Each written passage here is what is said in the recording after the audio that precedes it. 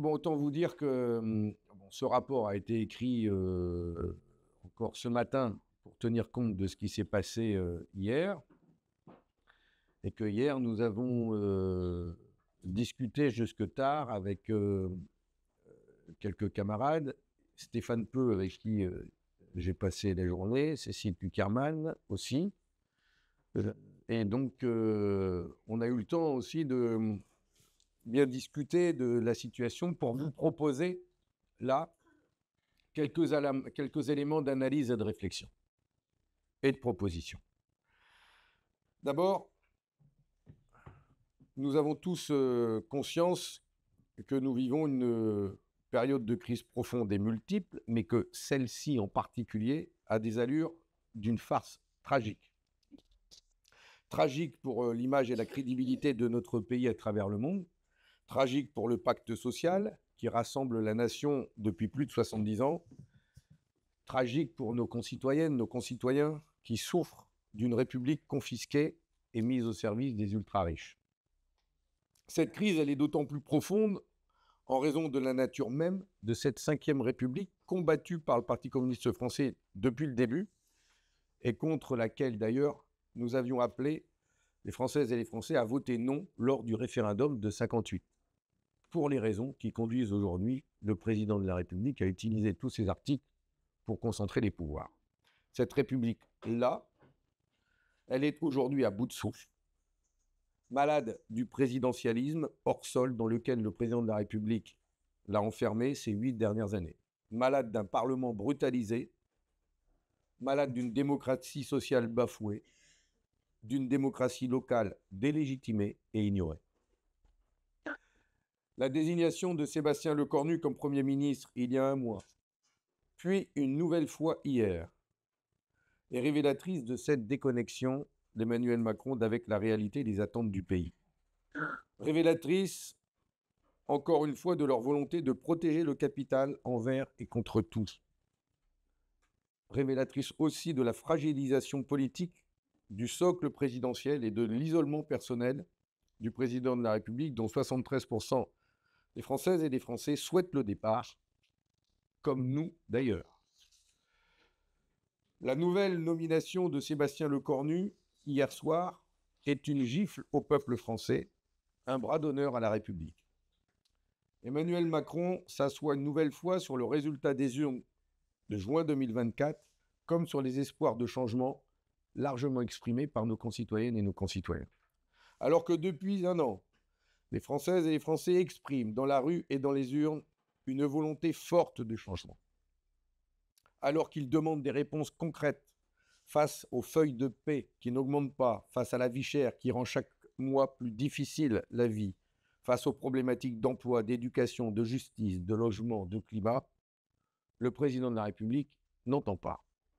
Le président de la République n'écoute pas, il défend jusqu'au bout le monde de la finance, les privilèges des plus riches, les milliards d'euros de cadeaux fiscaux accordés et la vente à la découpe de notre modèle social, de nos services publics. Je le dis car il est important quand même de nommer les responsables de la crise que nous traversons. Car ce n'est pas la gauche qui porte la responsabilité de l'impasse institutionnelle et politique dans laquelle nous sommes. Certains voudraient le faire croire. Ce n'est pas la gauche qui, en 8 ans, a grevé le budget de l'État de centaines de milliards d'euros et détourné les richesses produites par les travailleurs au profit des 500 familles les plus riches de ce pays. Dans chacun de nos gestes, ces dernières semaines, nous avons, face à la crise, privilégié, nous, le dialogue constructif, la recherche de solutions. Mais le président de la République a fait un choix clair, celui de maintenir, coûte que coûte, son alliance avec la finance. À l'Assemblée, avec ses députés, la semaine dernière, il a même fait le choix de l'alliance avec les forces de droite et d'extrême droite pour empêcher la nomination de députés de gauche dans les différentes instances de l'Assemblée.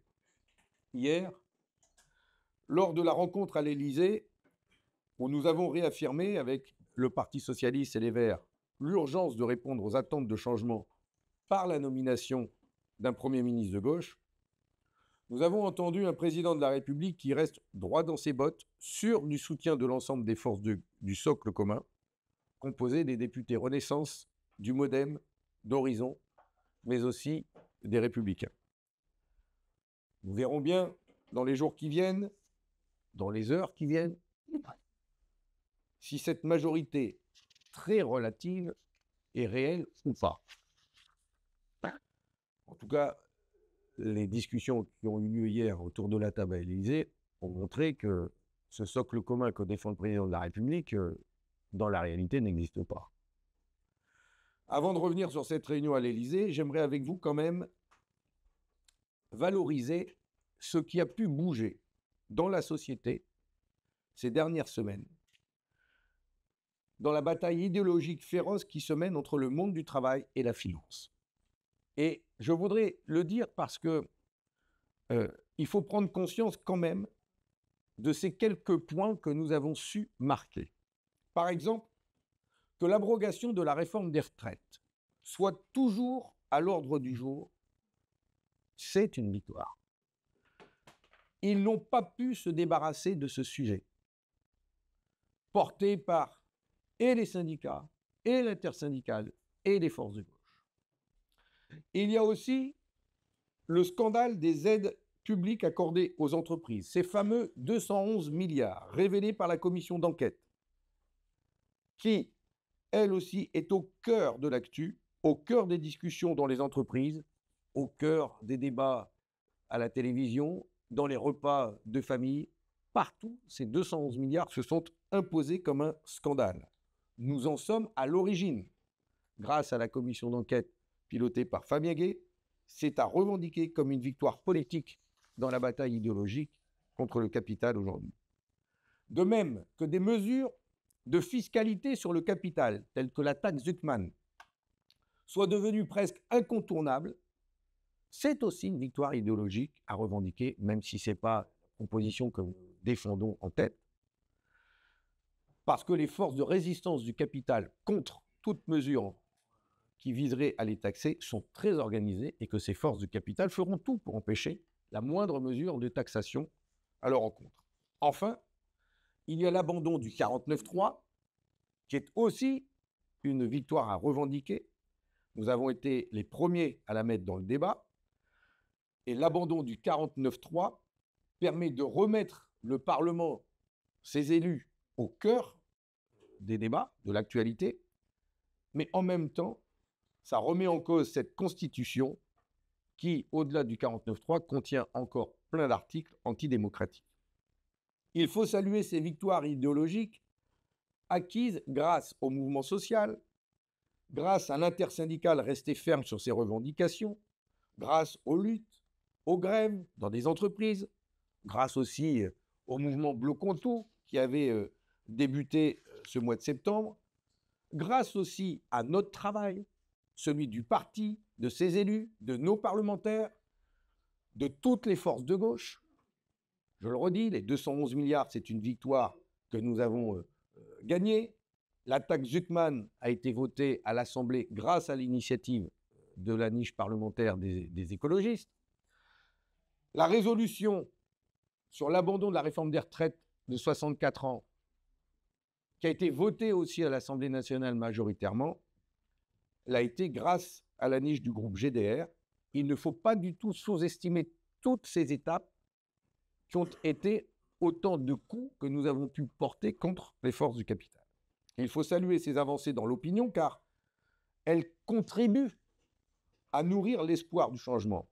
Elles permettent de montrer les différences entre la gauche et les forces du capital. Elles valorisent aussi les mobilisations, le mouvement social, autant que le rôle des élus et notamment des parlementaires communistes qui ont fait un gros travail sur ces différents sujets.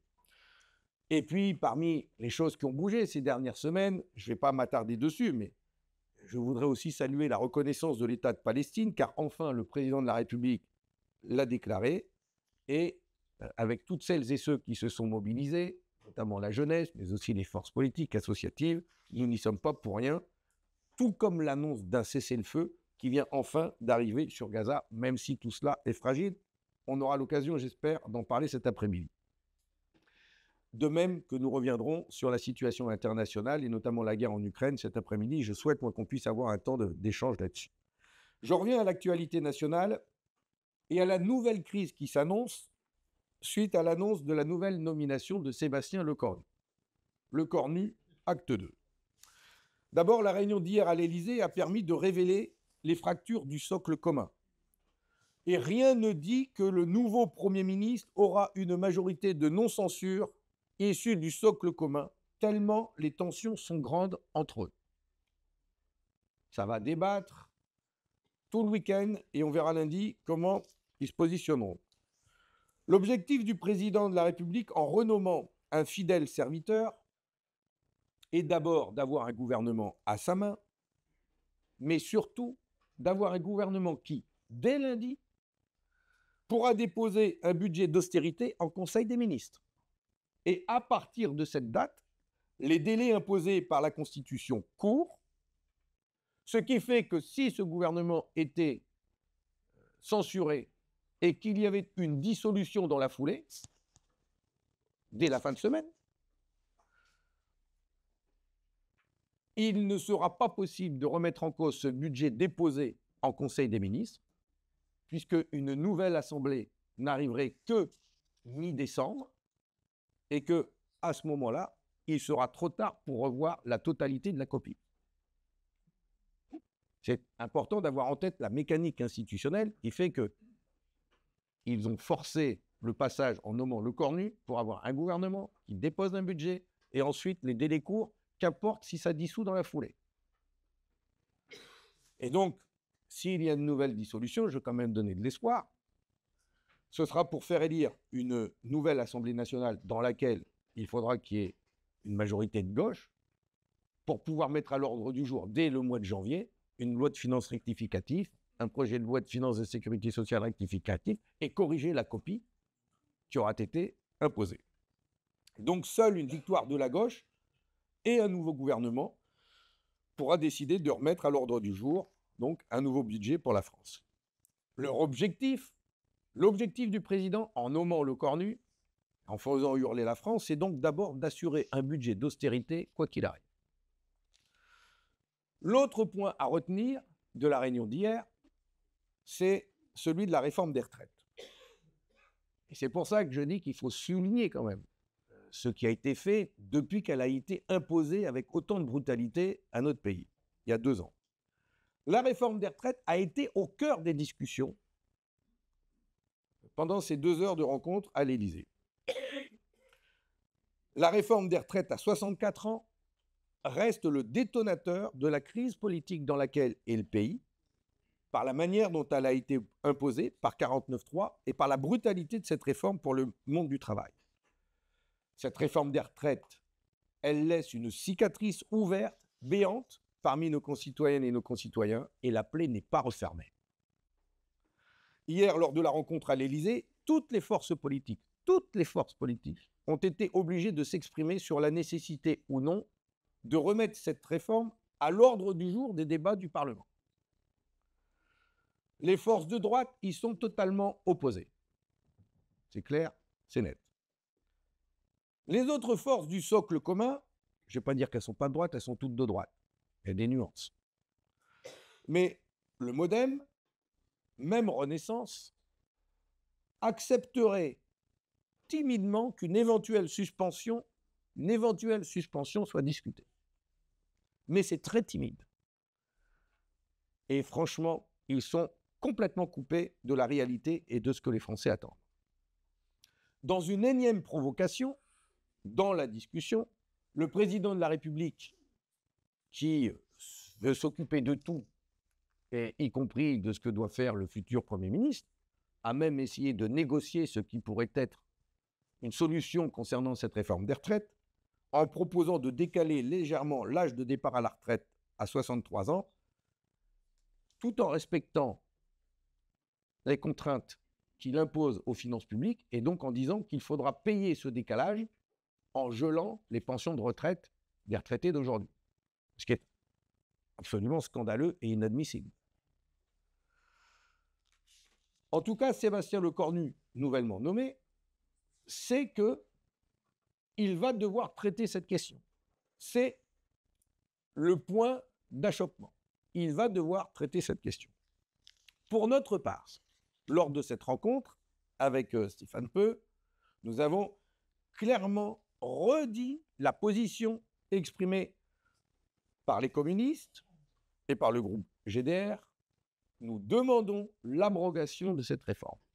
Nous demandons l'abrogation de cette réforme parce qu'aujourd'hui, à 1 an et demi de la présidentielle, un gel de cette réforme, une suspension de cette réforme, ne provoquerait pas les effets attendus, il serait trop minime.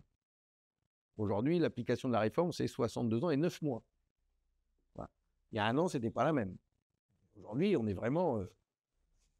voilà, elle est vraiment en route. C'est pour ça que nous demandons l'abrogation. Au regard des déclarations des différents groupes du socle commun, nous avons un grand doute sur les capacités du Premier ministre à mettre à l'ordre du jour de l'Assemblée nationale la suspension et encore moins l'abrogation de la réforme des retraites. C'est la raison pour laquelle notre première réaction, hier soir, a été d'appeler à la censure de ce nouveau gouvernement et d'appeler à retourner aux urnes en poussant le président de la République à provoquer une nouvelle dissolution. Nous avons d'ailleurs rappelé au président de la République hier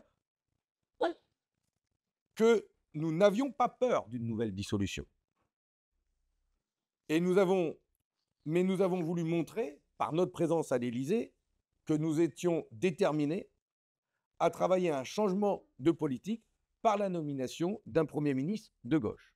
Et nous lui avons dit clairement, la seule possibilité de changement avec l'Assemblée actuelle, c'est d'avoir un Premier ministre de gauche, et s'il n'y en a pas, c'est la dissolution. Viens t'asseoir avec nous, Stéphane, si tu veux bien. Tu n'as pas le choix. Enfin, si tu veux bien quand même.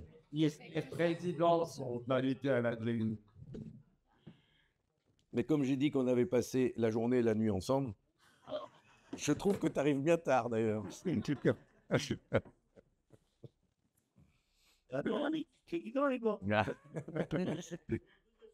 Mais oui, Denis Sautel, toi aussi, tu es notre président préféré. Allez, on poursuit.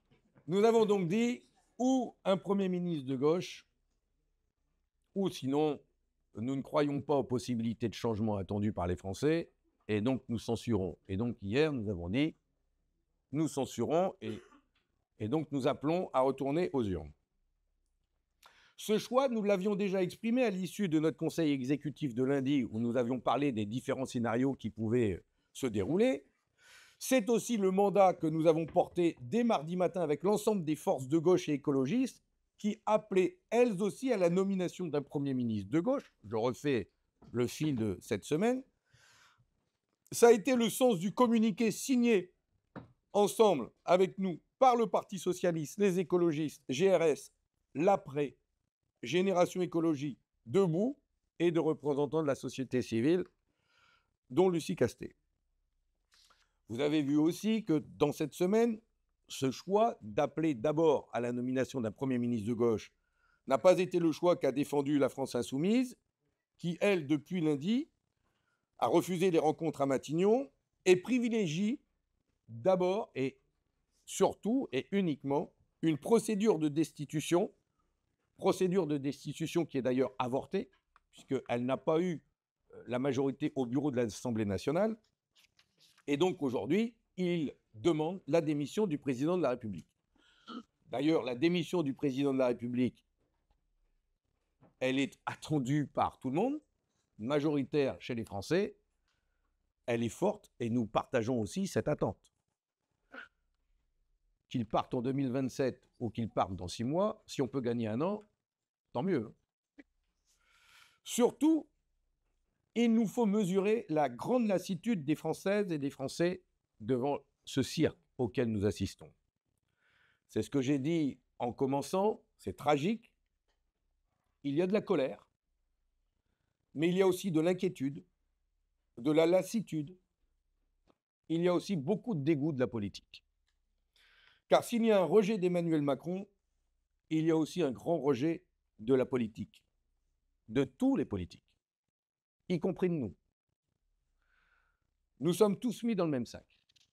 Et c'est bien pour cela que nous devons expliquer en quoi nous ne sommes en rien responsables de ce chaos. D'abord, comme je l'ai dit au début, avec l'ensemble des arguments que j'ai développés, en rien responsables des choix qui sont faits, nous les dénonçons, et montrer au contraire que nous avons tout fait, que nous voulons tout faire pour trouver des solutions avec les Françaises et les Français, avec eux, pour eux, et à chaque fois en pointant la responsabilité de la finance et du capital. À chacune de nos expressions ces derniers jours, nous avons voulu associer la perspective de changement politique à des mesures fortes, concrètes pour nos concitoyens. À chaque fois, nous avons rappelé que si la gauche était nommée, nous mettrions à l'ordre du jour tout de suite la hausse des salaires, la hausse des pensions, les investissements pour les services publics, la justice fiscale, la justice climatique. À chaque fois, nous avons voulu aussi associer à l'image de notre parti, l'image d'une force politique qui d'ailleurs, comme tout au long de son histoire, n'a jamais trahi le monde du travail et a toujours cherché à arracher des victoires le plus souvent quand nous sommes dans l'opposition. À chaque fois, nous avons voulu associer le Parti communiste français et la gauche à des mesures qui vont changer la vie des Françaises et des Français. À chaque fois, nous avons aussi fait appel à l'intervention de nos concitoyens, aux mobilisations, pour ne pas non plus s'enfermer dans la délégation de pouvoir. Bon, vous avez vu que malheureusement, la culture médiatique de notre pays ramène tout à des débats politiciens. Il est difficile d'en sortir. Nous devons tout faire pour nous en éloigner, rester concentrés sur les attentes de changement exprimées par la très grande majorité des Françaises et des Français. C'est pourquoi dans cette période où il est bien difficile de trouver les mots justes, nous devons à chaque fois chercher le moyen de garder de la hauteur et de représenter pour les Français l'image d'une force politique utile, honnête, responsable, organisée et proche d'eux. Nous devons pointer la responsabilité immense des forces du capital qui, comme dans les années 30, feront tout pour briser le monde du travail et empêcher toute mesure de progrès social. J'insiste là-dessus parce que nous les voyons à l'œuvre tous les jours.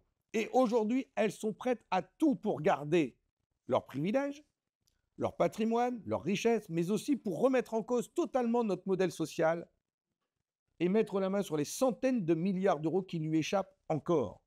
Je pense notamment à la sécurité sociale. Écoutez à chaque fois comment de Jordan Bardella à Gabriel Attal, ils sont alignés là-dessus pour supprimer les cotisations, pour attaquer la sécurité sociale et notre modèle social. Et en cette année de célébration du 80e anniversaire de la Sécu, il faut le mesurer et pointer ces questions-là.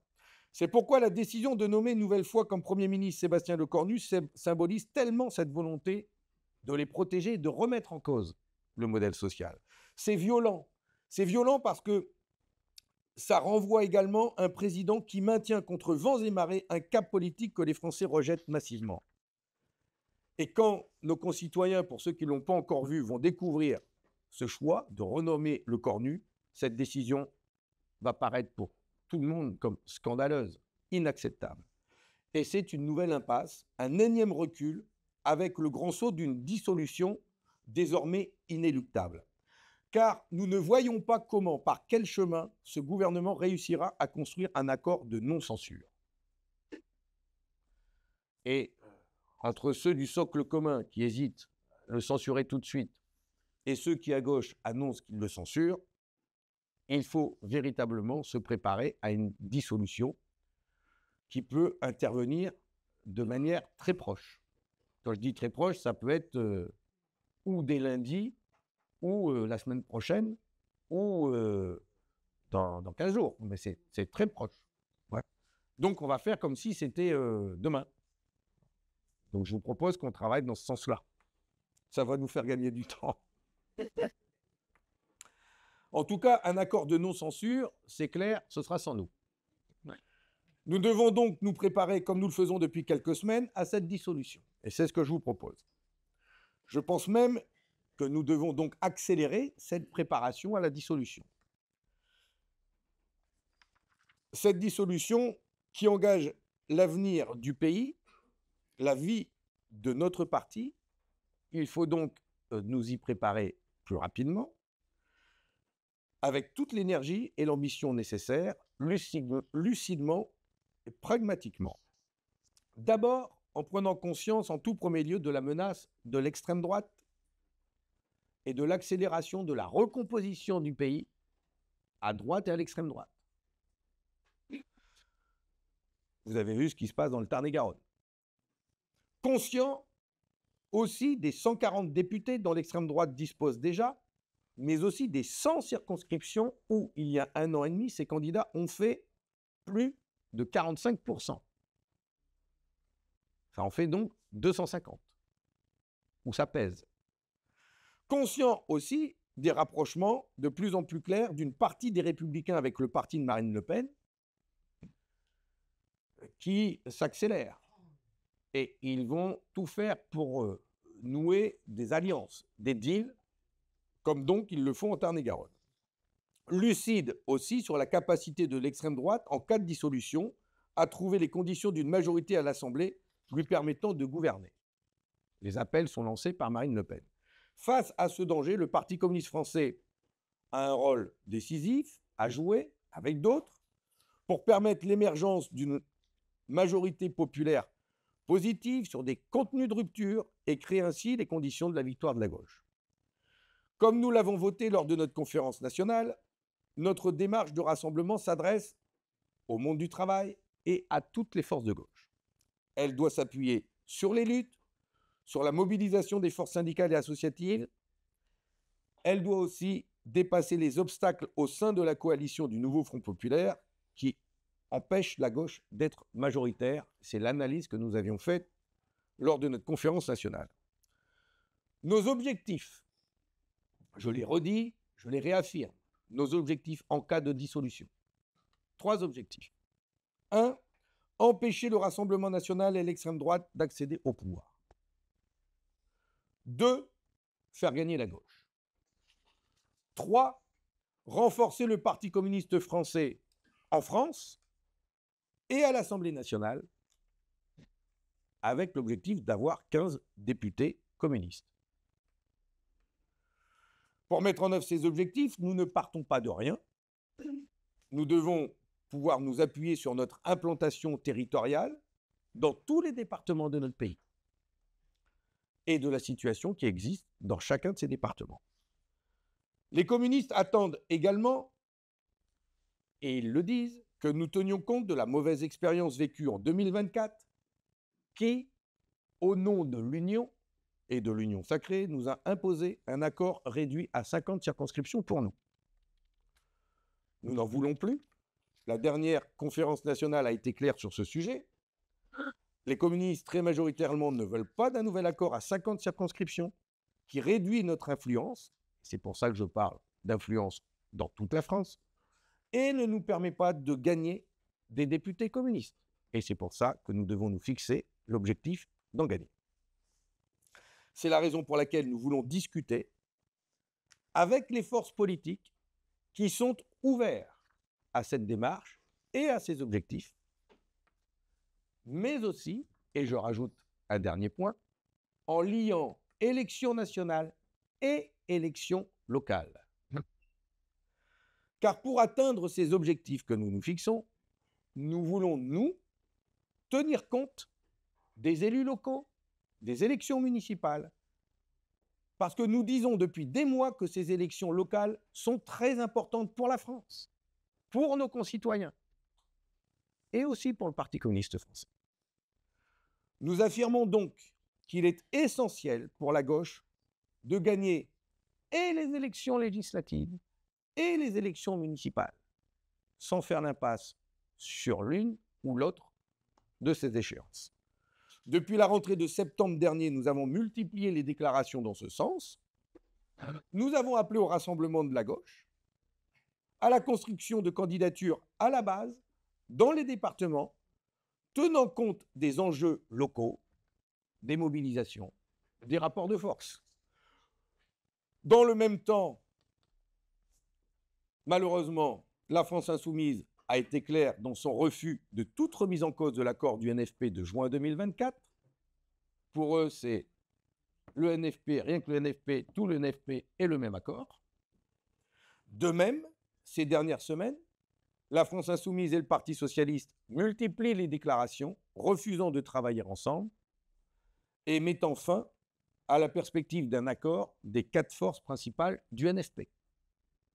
Et il n'y aura pas d'accord des 4 forces principales du NFP par leur refus à ces 2 forces de travailler ensemble et de sceller un accord. Cela implique donc pour nous, par principe de réalité, de promouvoir une nouvelle démarche s'adressant à tous, partant du local jusqu'au national, garantissant la victoire de la gauche et l'échec de l'extrême droite. Et c'est donc un appel à la responsabilité de toute la gauche que je lance pour que nous trouvions ensemble et en lien avec le local, avec les départements, les meilleures candidatures, les meilleures constructions politiques pour affronter les nouvelles élections législatives et les municipales dans 4 mois.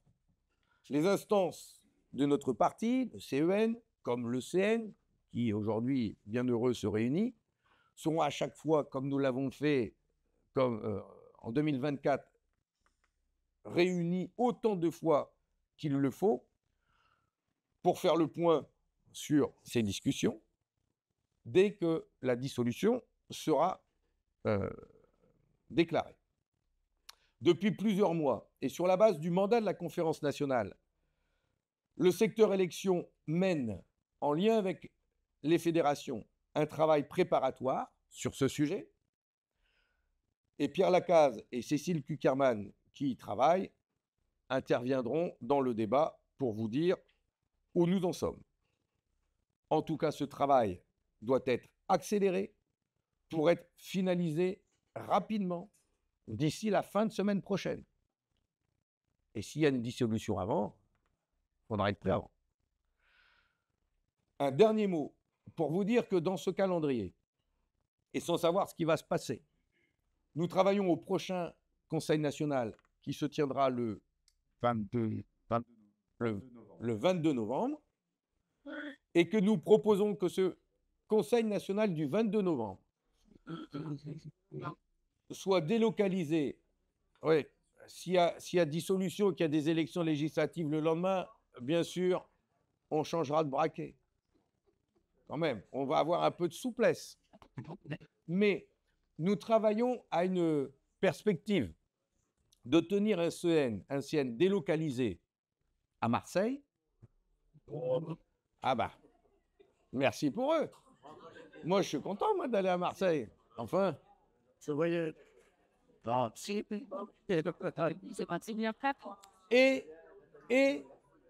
Et de pouvoir tenir l'objectif de tenir un CN délocalisé, c'est de pouvoir tenir un meeting à ce moment-là et de le faire dans les Bouches-du-Rhône, un grand meeting du Parti communiste français pour pouvoir, à ce moment-là de la vie politique, avoir une expression forte et mettre dans le débat politique les combats que nous menons pour la paix, pour le monde du travail, pour la justice sociale. Parce qu'il faut que nous puissions nous exprimer fortement et autrement que dans les médias, en montrant aussi que nous sommes une force implantée dans tout le pays et que nous avons beaucoup de choses à dire aux Français. C'est donc une proposition que nous faisons et qui, bien sûr, s'adaptera en fonction de la dissolution ou pas. Voilà ce que je voulais vous dire ce matin pour mettre un petit peu de propositions et de réflexion dans nos échanges. Je nous souhaite une bonne journée de travail, la plus studieuse possible, et en espérant de faire converger le plus possible les points de vue, sachant que ce n'est pas évident de travailler dans des conditions où tout bouge à chaque instant. Voilà. Merci à vous. Merci beaucoup, Fabien.